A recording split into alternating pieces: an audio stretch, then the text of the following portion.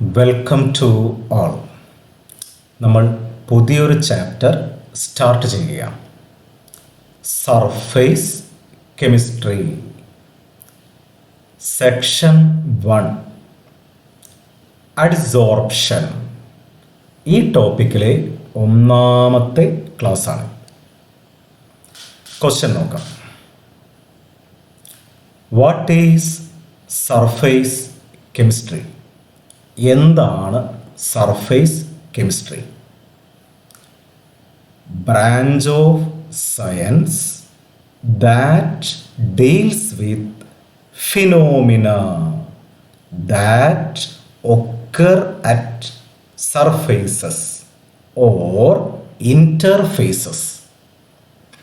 സർഫേസിൽ നടക്കുന്ന പ്രോസസ്സുകളെക്കുറിച്ച് വിവരിക്കുന്ന ബ്രാഞ്ച് ഓഫ് സയൻസ് ആണ് surface chemistry. Branch of science that deals with phenomena that occur at surfaces or interfaces. Okay, അടുത്ത question. Give examples for surface phenomena. സർഫേസിൽ നടക്കുന്ന പ്രോസസ്സുകൾക്ക് എക്സാമ്പിൾസ് ഏതൊക്കെയാണ്? Corrosion, adsorption, electrode process,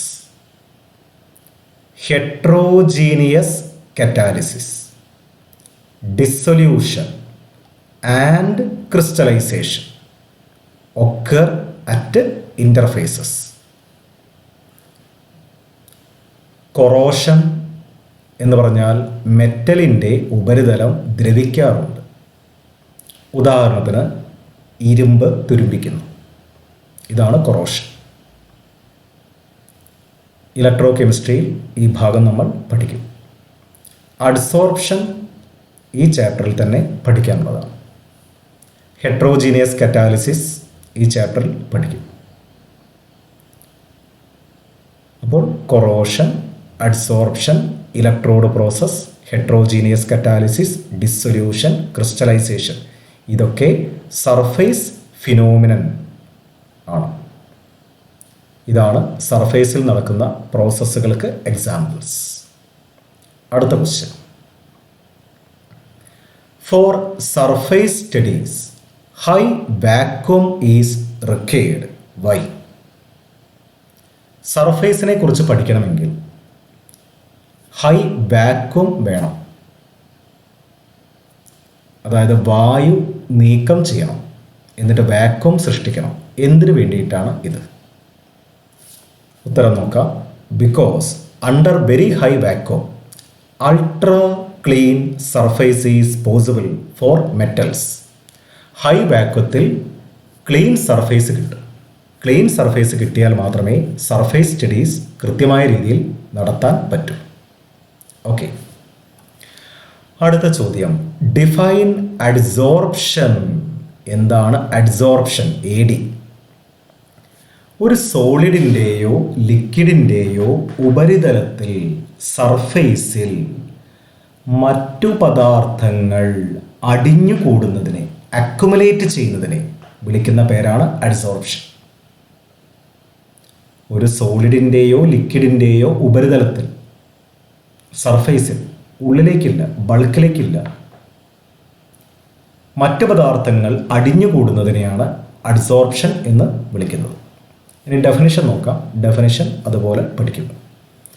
the accumulation of molecular species at the surface rather than in the bulk of a solid or liquid is called adsorption.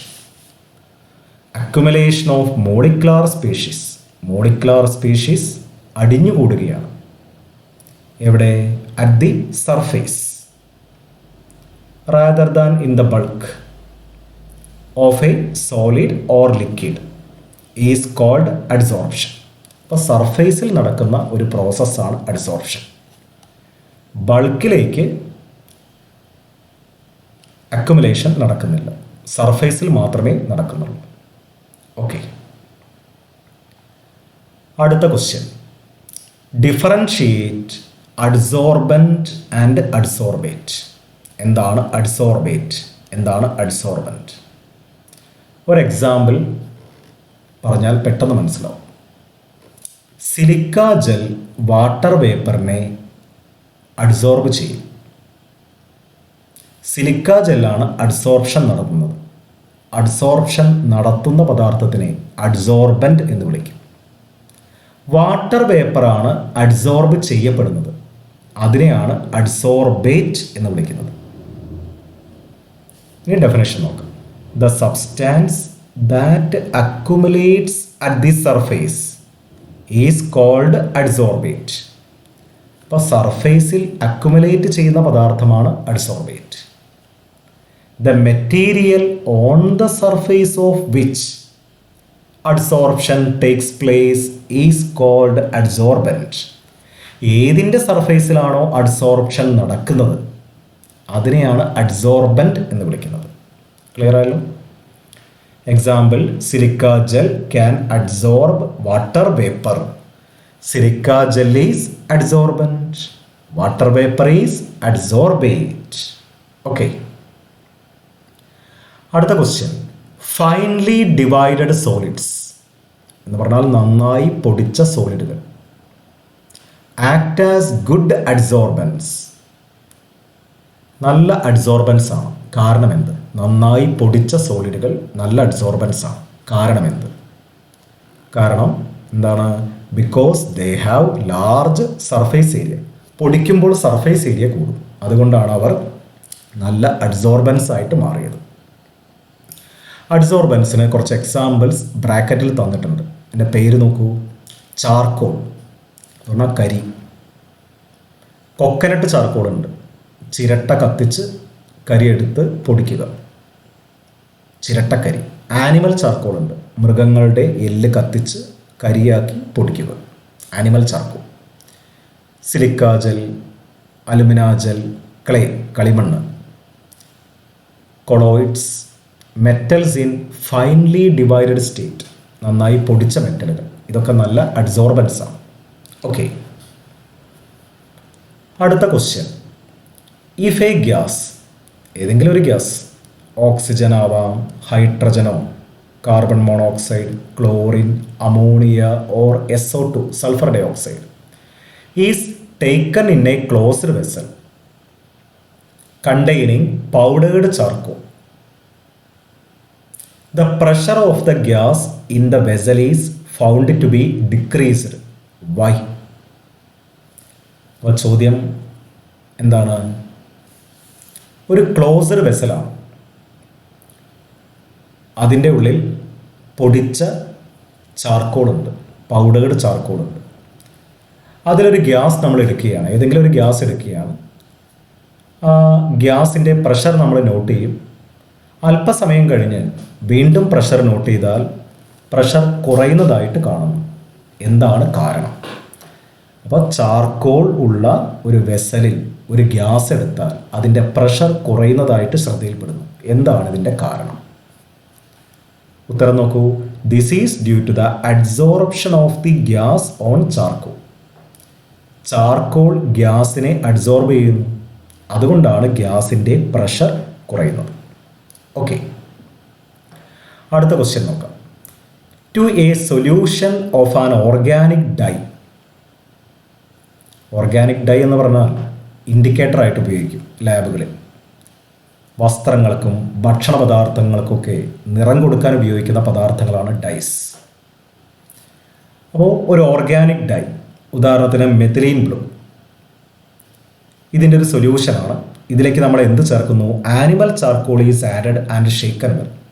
ഒരു കുപ്പിയിൽ methylene blue എടുത്തു, animal charcoal ചേർക്കുന്നു, നന്നായിട്ട് shake ചെയ്യുന്നു, അതിനുശേഷം അരിച്ചെടുക്കുന്നു. അല്ലേ? അരിച്ചെടുത്ത് കഴിഞ്ഞാൽ the filtrate is turned colourless. Why? ഈ ഫിൽട്രേറ്റിന് നിറമുണ്ടാവില്ല. അതിൻ്റെ കാരണം എന്താണ്? അപ്പോൾ ഒരു ബോട്ടിലിൽ മെത്തിലീൻ ബ്ലൂ എടുത്തു, ആനിമൽ ചാർക്കോൾ ചേർത്തു, അല്പസമയം ഷേക്ക് ചെയ്തു, അതിനുശേഷം അത് അരിച്ചെടുത്ത് കിട്ടുന്ന ആ ഫിൽട്രേറ്റിന് നിറമുണ്ടാവില്ല. എന്താണ് കാരണം? കാരണം നോക്കൂ, this is due to the adsorption of molecules of the dye on charcoal. ആ നിറത്തിനെ ചാർക്കോൾ അഡ്സോർബ് ചെയ്തു, കളറിനെ ചാർക്കോൾ അഡ്സോർബ് ചെയ്തു, ഡൈ മോളിക്യൂൾസിനെ ചാർക്കോൾ അഡ്സോർബ് ചെയ്തു. അതാണ് പറയുന്നത്. This is due to the adsorption of molecules of the dye on charcoal. അടുത്ത question, aqueous solutions of raw sugar when passed over beds of animal charcoal becomes colorless. Why? Raw sugar എന്ന് പറഞ്ഞാൽ സംസ്കരിക്കാത്ത പഞ്ചസാര, അതിന് brown കളറായിരിക്കും ഏകദേശം. ഇങ്ങനെയുള്ള പഞ്ചസാരയെ animal ചാർക്കോളിൻ്റെ ബെഡിലൂടെ കടത്തിവിടുമ്പോഴാണ് അത് white കളറായിട്ട് മാറുന്നത്. White means colourless. അതിൻ്റെ കാരണം എന്താണ്? കാരണം നോക്കൂ, animal charcoal adsorbs coloured impurities from sugar. അപ്പം ഷുഗറിലെ കളർ ആര് അഡ്സോർബ് ചെയ്യാണ്? ആനിമൽ ചാർക്കോൾ അഡ്സോർബ് ചെയ്യുന്നു. അപ്പം പഞ്ചസാര വെളുപ്പിക്കുന്നതിന് മൃഗങ്ങളുടെ എല്ല് കത്തിച്ച കരി വേണം, ആനിമൽ ചാർക്കോൾ വേണം.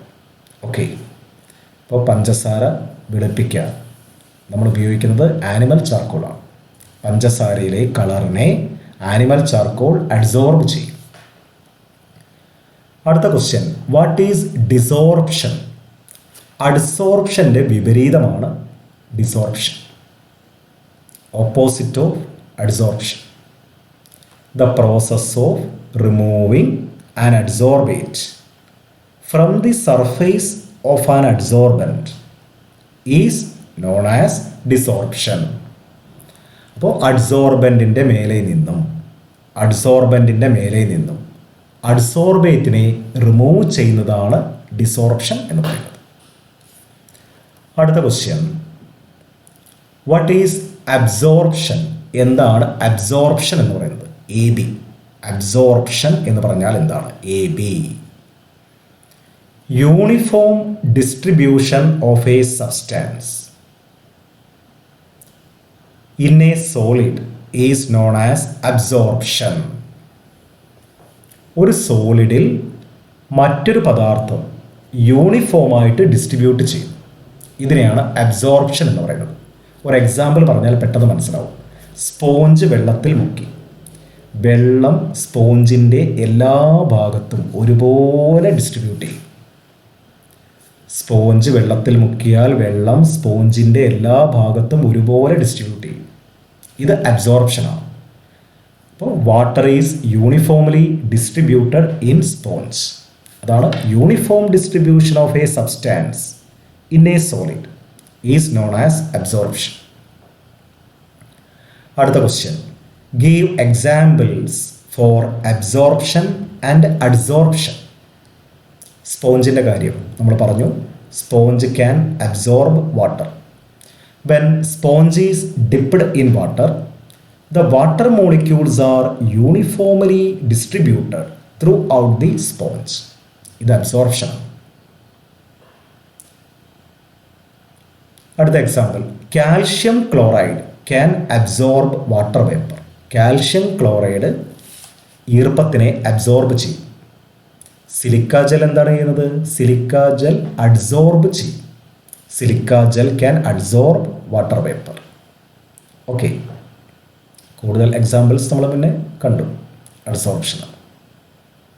സിങ്ക് ക്ലോറൈഡ് അബ്സോർപ്ഷൻ കാണിക്കും. Zinc chloride can absorb water vapour. അതുപോലെ കാൽഷ്യം ക്ലോറൈഡ്. ഓക്കെ, അടുത്ത ക്വസ്റ്റ്യൻ, വാട്ട് ഈസ് സോർപ്ഷൻ? അഡ്സോർപ്ഷനും അബ്സോർപ്ഷനും ഒരുമിച്ച് നടക്കുമ്പോൾ വിളിക്കുന്ന പേരാണ് സോർപ്ഷൻ. ഒരു ചോക്ക്, നമ്മൾ ബോർഡിൽ എഴുതാൻ ഉപയോഗിക്കുന്ന ചോക്ക്, അതിൻ്റെ സ്പെല്ലിംഗ് CHALK, ചോൾക്ക് എന്നാണ്. ചോൾക്ക് അല്ലേ, ചോക്ക്. ചോക്ക് അല്പസമയം വെള്ളത്തിൽ ഇട്ടാൽ അഡ്സോർപ്ഷനും അബ്സോർപ്ഷനും ഒരേ സമയം നടക്കും. ഇതിനെയാണ് സോർപ്ഷൻ എന്ന് വിളിക്കുന്നത്. Sorption is the process in which both adsorption and absorption takes place simultaneously. When chalk is dipped in water, both adsorption and absorption takes place simultaneously. It is known as sorption. ഇതിനെയാണ് sorption എന്ന് പറയുന്നത്. അപ്പോൾ നമ്മൾ അഡ്സോർപ്ഷൻ്റെ introduction നമ്മൾ കണ്ടു. ബാക്കി അടുത്ത ക്ലാസ്സിൽ ചെയ്യാം. ഓക്കെ.